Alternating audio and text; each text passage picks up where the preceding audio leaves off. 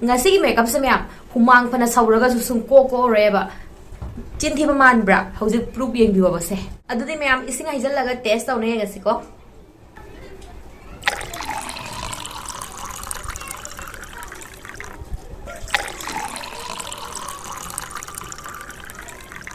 Hanasu mais ga tharo any ko suko ko reba makeup se myam yengo olang thada makeup hai bise smile tawgada bani ba ko yengo do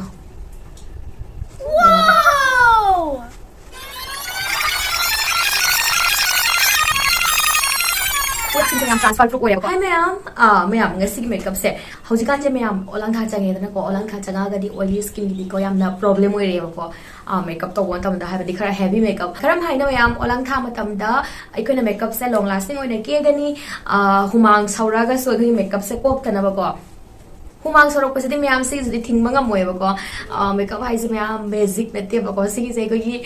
jadu nate aduna humang saura ga so aikona makeup se kop ta ba ko adu mong da makeup se taw doini kari step taw gani karam karamba step follow taw gani ha ba do ngasi video se da share taw jarage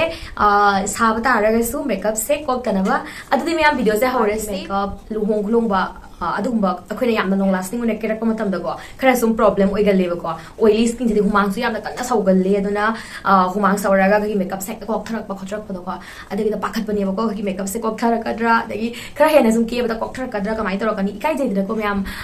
dum foundation ga machum ka tarak pa do ko bar wadana nga si video sa myam olang tha matam da aikona makeup se long lasting one ke gani humang sauraga so gi makeup se ko kana ba ko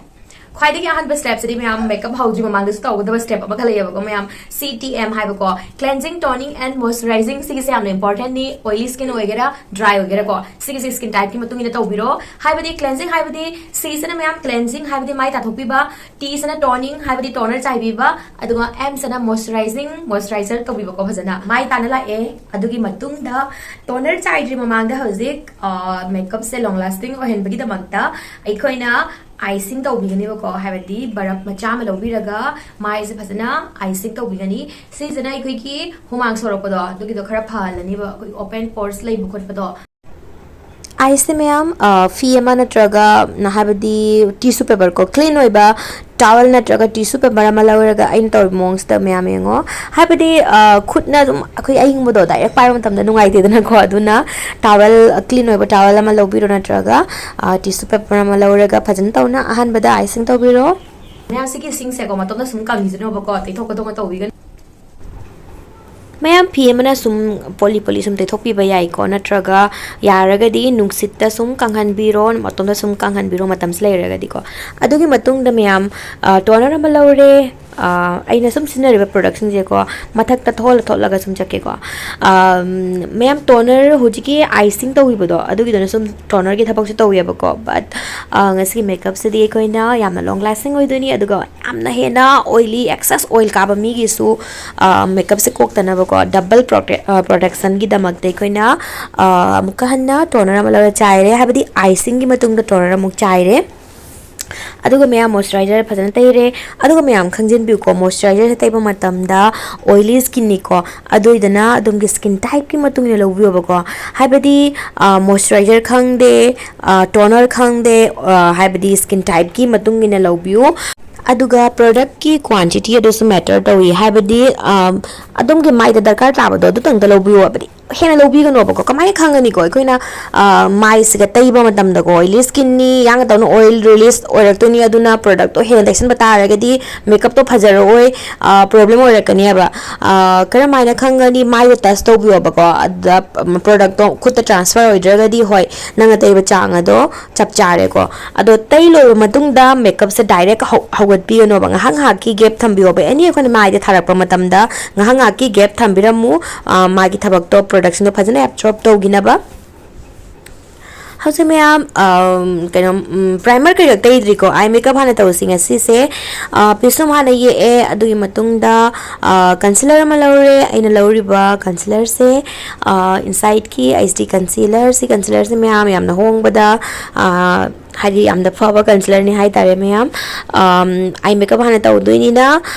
pisum do ye e adoi matung do pisum do phajana kakpi khotpi dana seme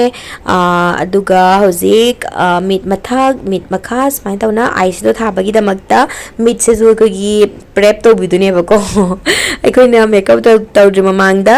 loina smaina prep tawraga tawboraga di aikoi makeup to hina phajadoini aikoina yangune concealer da thada bida sum aikoi gi mit mathak sida sum eyes do tharakpa madam da ko aikoi gi color do phajan tawna uroi bako phajaroi aduna mit se ju aikoina prep to biram ngani bako concealer ma lawraga smaina taira khotlaga zum pigmentation leiba khotpa ma do loina cover to biram ngani hauji aina uchakhiba color do ko brown color do lauraga yengo mayam color se han tairani aduga adum khaji color se tairaga sum blend tawraga sum chattoine ba mayam blend se phajan tawbigani mayam harsh line habadi hajan khojana yaksanda adumai thamgano bako tairo phajan tawna blend tawbiro adumaina color gi intensity do adum apambagi matungina sum hengalan ngani adumain tawna mayam yengo mayam hojik ahan bada taigi ba color do adugi do adudagi ko amuka khachitang kaino oi thokpa haidare light oi thokpa ko khwai makharom da mayam yengo mit khwai da ahan bada dark taire dana adui matungda adugai khachitang amuka khachitang oi light oi ba ko aduga hojik tai dui colors na crease color se khwai dagi light oi ba ko color ahum ni seasonary se khwai da ahan bada dark adu matungda medium adu matungda khwai dagi light chena khwai dagi mathakta crease color transition color haido mayam always transition color se adom na scenery ba color do karam family dagi colors nei no ko adu dagi khwai dagi light ba color do na transition color oina season adu ni ba ko hojik gel liner ma lauraga yek pirani nasi makeup se transfer proof makeup oiduni sweat proof oiduni na gel liner se yamna long lasting oi aduna gel liner ona sijanagani kaigumba gel liner sijaning da boraga su kaim kaide ko waterproof eyeliner sum sijana bi kaim kaide phajatawna mayam liner se taibiramani mayam gel liner tai lora matung da hojik black eyeshadow ma lore ko lauraga mathak tamuka gel liner se mayam yengo sum dry oirak pani aba do oraga so muka inane shadow ma lore ko eyeshadow ma lore black color gi aduga mathak tamuka set tawboi kari boy khara sum blend tawbiram aba ko hojik mayam sida yauriba sigi glitter se golden color gi sis laurani lauraga samain tawna mit mathak ta khar hapiram gani only center da hap kani ko mit mathak ki center du hapiram mani hause tawriba se mayam glitter type matam da khar sum soido kina mathak rom da crease mathak rom da tai haidi mathak rom da tension gi besu yawi jana ko adu do mayam ai phi na khudna ga tawraga chalo yeba ko adu gi do karina lawthokani habeda samain taw spoolie se ko sigi sana brush na khar khar tapi tawna lawthok piu si sana loina ahen basin do chatkine ba ko mit makha da sap manana khwai dagi corner rom dana dark thamgani adugi matung da light adumain tawna phajin tawna blend tawiram gani hauze uboda ko khaji yeng matam da khachitang phajaramoy aba eye makeup koi kakse but stage loina loiba matung da phajani mayam phajana blend tawra khotla matung da ko aroba da hauze clean brush ama lawre aduga phajan tawna blend tawbirame aina hauze tawribas mayam sigise golden eye pencil ni sis lauraga mit makha da sumaina ko 1/3 portion bau ko mit kunarom dagi ko ko inner corner rom dagi tai ba hauraga sumaina tangkhai third portion bau tai piram gane ba ko aduga pura ko gi mit ki aroba rom do adu bau pushal loya ba ko mayam sumaina tawna aduga hauzik brush ma lauraga muka sumaina blend tawbiram mani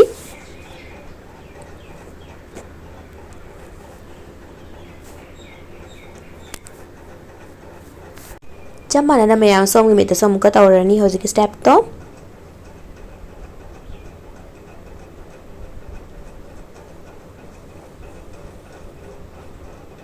how's mayam same glitter do ko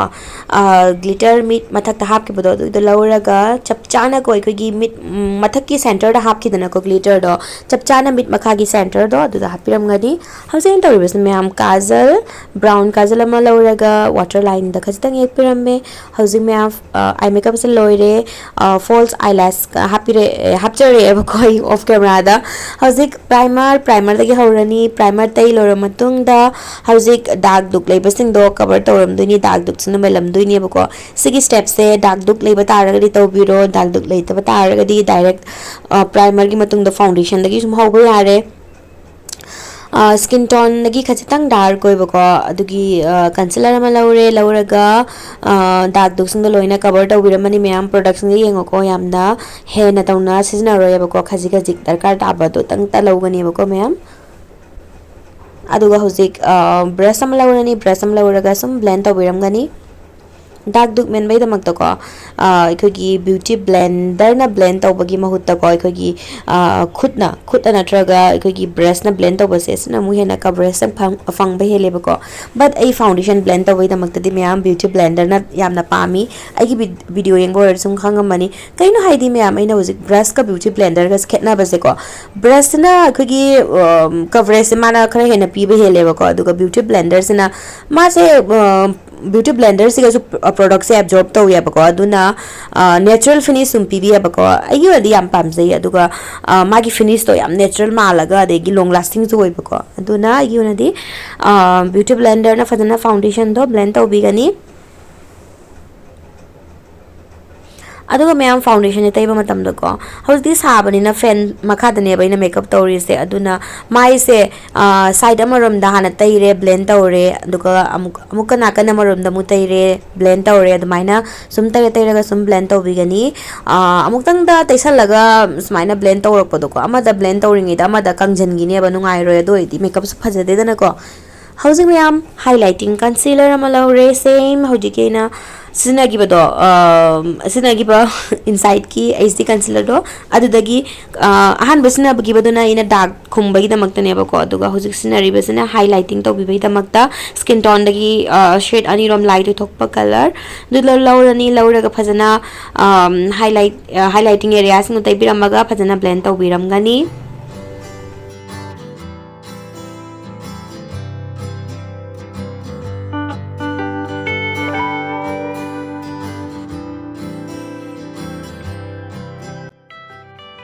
ahanbada sumaina brush na khritang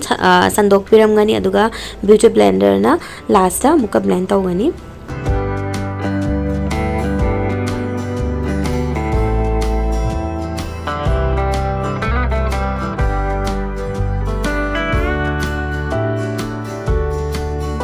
how's me am blush cream blush ama laure aduga blush muk tharani sigizana ikoi makeup se hena mu long lasting hoigani me blush se koi gi makeup mase yang to no kok thrak pani abako aduna smaine koi na makha da base ama thabirama taraga de koi blush to khara mu long lasting hoi thoi abako aduna smaine thabiram gani aduga phajan tawna brush na blend tawbigani aduga mayam cream product agda sinagi banina set tawbase yamna darkar ni ko maram adugi set tawbagi damakta loose powder ama lawgani oily skin oragadi sigise hena mu important ne bako natragani makeup to long lasting oroi ko aduna loose powder ama lawraga phajan tawna set tawbiyo bako concealer thagi ba jaga sing adegi mai se thungnaba loina ko aduga aikoina blush thagi be area do adugi thadok pirama ba adugi do aikoina cream blush thagi ba dui mathak tu da powder blush na set tawbiyo bako aduna tabida to pamai mai se loina thungna ba loose powder ma lawraga phajana smai tawna ngahaka pack tawna thambiro ko oily skin oi pataragadi aduga phajan tawna kandhopyu sorry ma'am oily skin ge makeup ni ko ina oily skin oi pataragadi hana high grade sorry sige sa smai tawna phajan tawna tairo aduga kandhopiro brush ama lawraga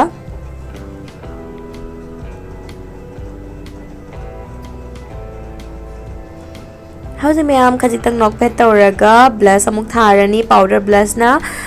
set tawbirani cream blush thagi badoi mathak tu da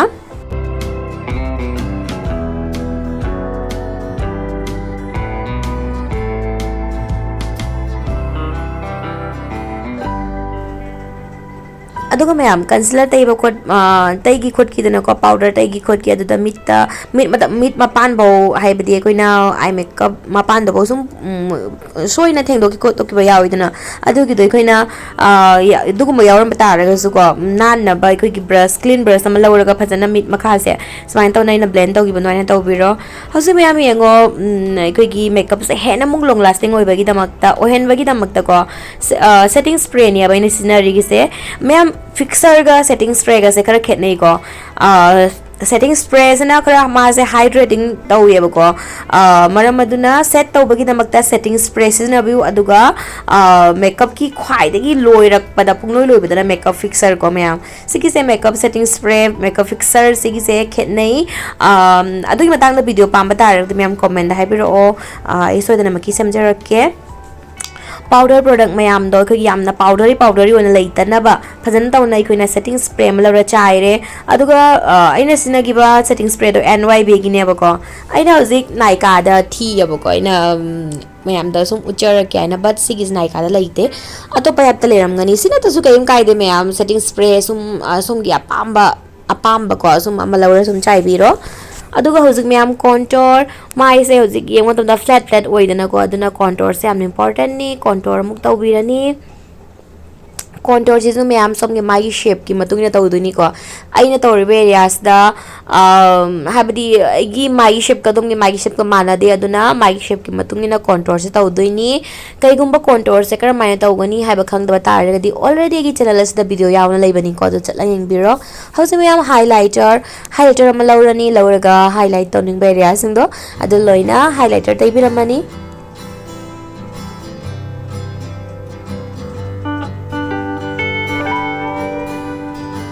how's me mascara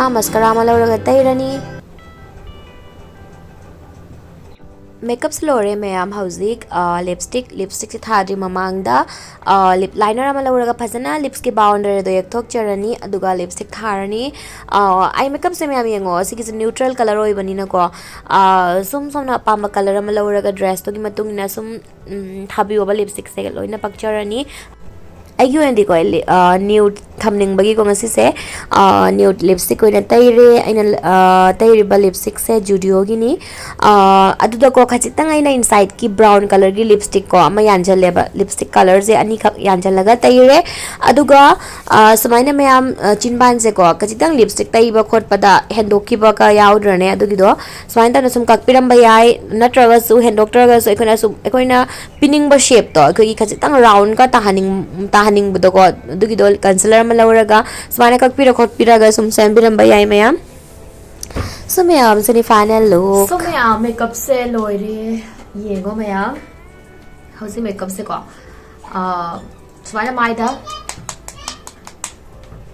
kore basi sum kore se mayam sum ko kore basi gi je ado amuka su hena long lasting hena bai da makta how's makeup fixer ama chaires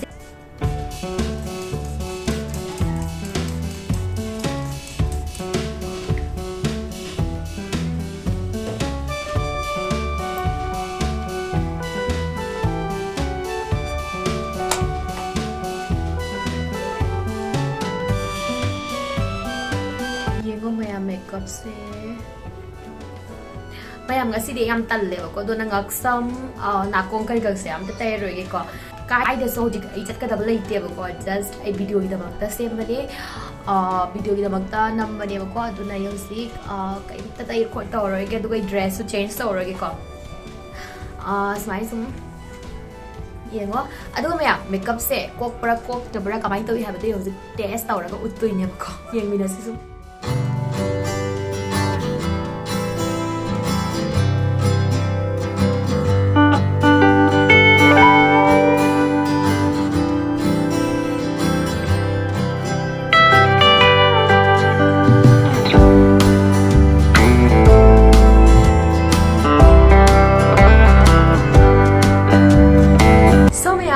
sige final look mayam yengo ko hojik ai ko kai sa khada balai te ko aduna